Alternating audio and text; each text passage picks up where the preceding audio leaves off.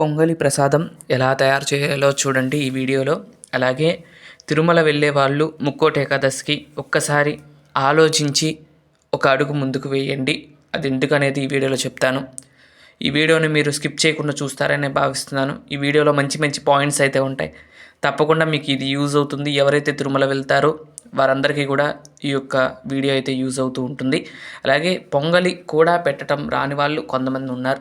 వారి కోసం పొంగలి ఈజీగా ఎలా పెట్టాలో ఇక్కడ మీకు చూపిస్తూ ఉన్నాను చూడండి. ముందుగా పాలు అయితే కాసుకోవాలి. కాసుకున్న తర్వాత పొంగు రాగానే బియ్యం అయితే మనకు సరిపోయినంత, ఈ కొలతలు అయితే నేను చెప్పట్లేదు.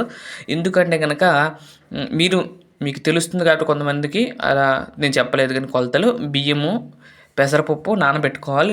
కొంతమంది అయితే కందిపప్పు కూడా నానబెట్టుకుని మనం పొంగలి చేస్తాము అని ఒక గంట ముందు నానబెట్టుకుంటే బాగుంటుంది. మెత్తగా ఉడుకుతుంది కాబట్టి అలా చేసుకోండి. అలానే పాలు పొంగంగానే బియ్యం అయితే వేసుకోవాలి. అలాగే పాలు మొత్తం కూడా న్యాచురల్ పాలు పోయకూడదు. అంటే ఏదైనా కానీ పాలు పోయకూడదు. వాటిలో కొంచెం నీళ్ళు లైట్గా కలపాలండి. అలా కలిపి పొంగల్ పెడితే చాలా బాగా వస్తుంది. అలాగే మీకు ఇంకొక ఈజీ టిప్ అయితే దీంట్లో చెప్తాను. బెల్లం కూడా వేయవసరం లేదు. బెల్లం కంటే ఏం వేస్తాననేది ఈ వీడియోలో చూపిస్తాను, చూస్తూ ఉండండి. ఇలా పొంగలి మొత్తం కూడా బియ్యం వేసి ఉడకపెట్టాలండి. ఒక అరగంట గంట సేపు అయితే మొత్తం ఇది ఒక గంటలో పొంగలైతే రెడీ అయిపోతుందండి మనకి ఈజీగానే. మీరు ఒక్కసారి ట్రై చేయండి. నేనైతే యాలక్కాయలు ఇవన్నీ కూడా వేయచ్చు, కానీ నేను అంటే నివేదనకి వేయచ్చులే, కానీ నేనైతే వేయమండి. చాలా వరకు కూడా మామూలుగానే చేయమని చెప్తాము. పొంగల్లో ఎటువంటిది ఏమేమో, కాకపోతే కొంచెం లాస్ట్లో దించేటప్పుడు కొంచెం నెయ్యి అయితే వేస్తాము. ఈ విధంగా పొంగల్ని రెడీ చేసుకుంటున్నాము చూడండి. ఈ విధంగా అన్నం అంతా కూడా ఉడికేదాకా మనం మామూలుగా అన్నం ఎలా ఉడికి పెడతామో అలానేనండి. కాకపోతే అక్కడ నీళ్లు వాడుతున్నాం, ఇక్కడ పాలు వాడుతున్నాం, అంతేగాని మిగతాదంతా కూడా సేమ్ అన్నం ఉడకపెట్టినట్టుగా ఉడకపెట్టుకోవడమే. ఈ విధంగా పొంగల్ని రెడీ చేసుకోవడం అనేది జరుగుతూ ఉన్నది ఇక్కడ చూసినట్లయితే మీరు. అలాగే తిరుమల వెళ్ళే వాళ్ళకి ఇక్కడ చూస్తూ ఉండండి, నేను చెప్తూ ఉంటాను. అలాగే బెల్లం కింద మేము ఏమి వాడామంటే కనుక బెల్లం పానకం అని అమ్ముతారండి.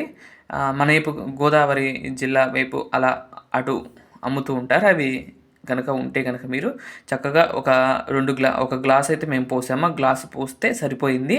అంటే తొందరగా అయిపోతుందండి. బెల్లం అనుకోండి, అది ప్రతి ముక్క కరిగేదాకా కూడా వేసి చూడాలి. కాకపోతే ఇదైతే ఎమ్మటే కరిగిపోతుంది కాబట్టి నేనైతే అలా అయితే వేయటం జరిగిందండి. అలాగే మేము చిలకలపూడి వెళ్ళారు కదండి మా ఇంట్లో వాళ్ళు. అప్పుడు వెళ్ళినప్పుడు అక్కడ కొన్ని ఆభరణాలు అయితే తీసుకున్నాం. 2 చైన్స్ అయితే తీసుకున్నాంలేండి. అవి 2 కూడా స్వామివారికి అమ్మవార్లకు అలంకరించడం జరిగింది. అది కూడా మీరు ఈ వీడియోలో చూడండి. ఇదిగోండి బెల్లం పానకం అని అమ్ముతారండి. అదైతే వేసి ఈ పొంగల్ని అయితే పెట్టడం జరిగిందండి.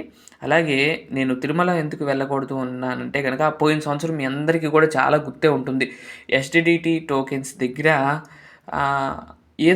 ఏదైనా జరగనివ్వండి, భక్తుల వల్ల కావచ్చు, అధికారుల వల్ల కావచ్చు, అక్కడ కొంచెం తోపులాట జరిగి చనిపోవటం కూడా జరిగింది.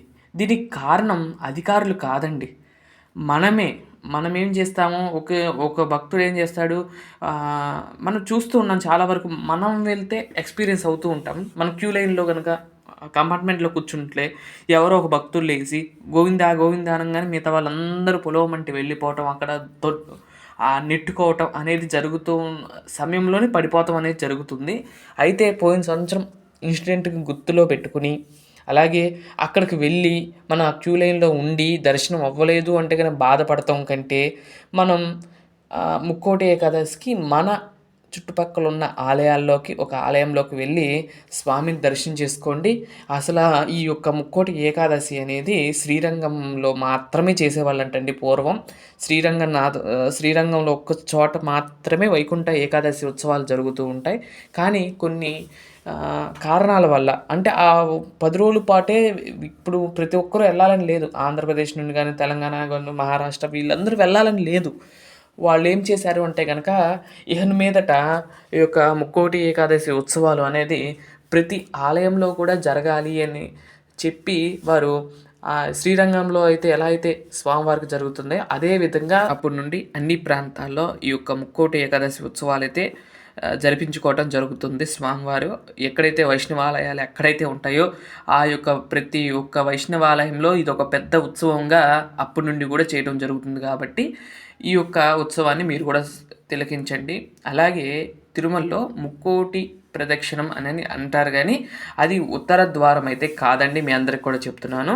అదేమిటి అంటే కనుక గర్భాలయానికి ఆ యొక్క గోడకి మండపానికి మధ్యలో ఉన్న దారినే వైకుంఠ మార్గం అని అంటారు.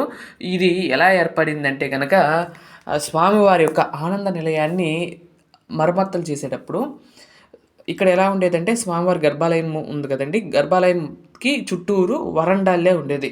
ఆ వరండాకి ఉండేది స్తంభాలతో కూడిన వరండా ఉండేది. కాకపోతే ఈ గర్భాలయాన్ని ఎప్పుడైతే రెనోవేట్ చేస్తున్నారో, కొత్తగా కడుతున్నారో ఆ సమయంలో ఏంటంటే ఈ యొక్క బరువు ఆపటం కోసం చుట్టూరు కూడా ఈ యొక్క చుట్టూరు మండపం ఉంటుంది కదంటే వాటికి చక్కగా గోడ కట్టేయటం జరిగింది. గోడ కట్టేయటం వల్ల మనకు ఇప్పుడు చుట్టూరు చూస్తుంటే మనం తిరిగేటప్పుడు ఈ గోడ అనేది పైకి ఆనుకుని ఉంటుంది. ఎక్కడ పైన గర్భాలయం పైన ఉన్న గోపురానికి ఆనుకుని ఉంటుంది. అలా చుట్టూరు వచ్చింది.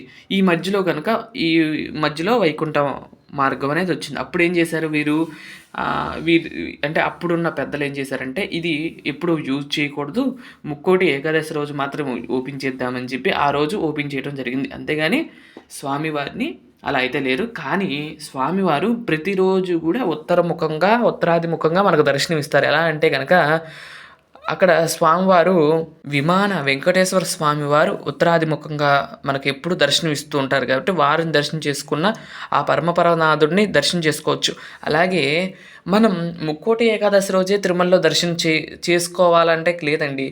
స్వామి ప్రతిరోజు కూడా వైకుంఠ విరక్తాయ స్వామి పుష్కరిణీ తటే, ఆ వైకుంఠాన్నే విరక్తి పుట్టి ఆ స్వామి ఇక్కడికి వచ్చాడు కాబట్టి అలాంటి స్వామిని ఏ రోజు దర్శించుకున్నా, ఏ సమయంలో దర్శించుకున్నా అత్యంత ఫలితాన్ని ఇస్తారు. కాబట్టి ఈ ఒక్కరోజే దర్శనం టికెట్లు ఉన్న వాళ్ళు చక్కగా వెళ్ళి దర్శనం చేసుకోండి. టికెట్ లేని వాళ్ళు కామ్ అయిపోండి.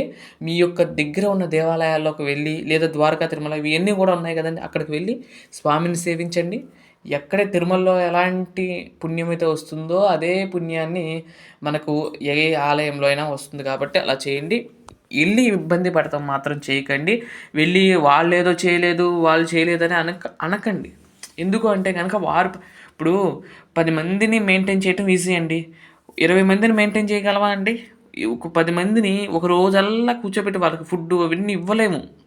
ఇప్పుడు ఒక్కొక్కరు ఒక్కొక్కలాగా ఉంటారు. ఒకరికి వాళ్ళు చేసింది నచ్చచ్చు, ఒక్కొక్కరికి నచ్చపోవచ్చు.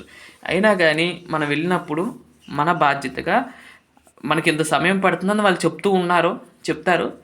చెప్పిన దాన్ని బట్టి మీరు క్యూ లైన్లో వెళ్ళి దర్శనం చేసుకోండి. రేపు మీకు చెప్పేస్తారు.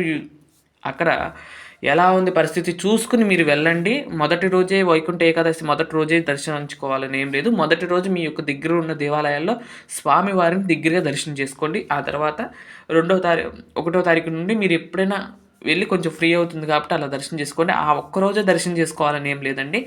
మధ్యలో వెళ్ళి స్వామివారి యొక్క సేవించండి. అంతేగాని మీరు ఆలోచించి ఒక్కసారి వెళ్ళేవాళ్ళు ఒక్కొక్కసారి ఆలోచించి పెద్దలను కనుక్కుని మీ వాళ్ళని కూడా కనుక్కుని వెళ్ళి స్వామివారి యొక్క ఆశీస్సులు పొందండి.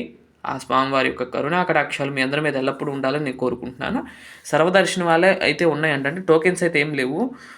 సర్వదర్శనంలోనే స్వామివారిని దర్శనం చేసుకోవాలి. అది ఎంతసేపు పడుతుంది అనేది మనం చెప్పలేమండి.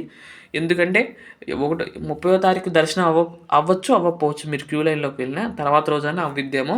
అంతేగాని ఆ రోజు ముక్కోటి ఏకాదశి రోజే దర్శనం అవ్వాలంటే అవ్వదు. ఎందుకంటే ఆల్రెడీ వీళ్ళకి 1వ తారీఖు 2వ తారీఖు లక్కీ డిప్ ద్వారాగా వదిలారు. అలాగే స్వామివారి యొక్క సేవలు ఉంటాయి చూడండి, వారు కూడా బుక్ చేసుకునే వాళ్ళు ఉంటారు, అవి కూడా ఉన్నాయి. విఐపి దర్శనాలు అయితే లేవు. తర్వాత 300 రూపీస్ దర్శనం చేసుకునే వాళ్ళు ఉంటారు, వాళ్ళందరికీ కూడా దర్శనాలు ఇస్తూ ఉంటారు.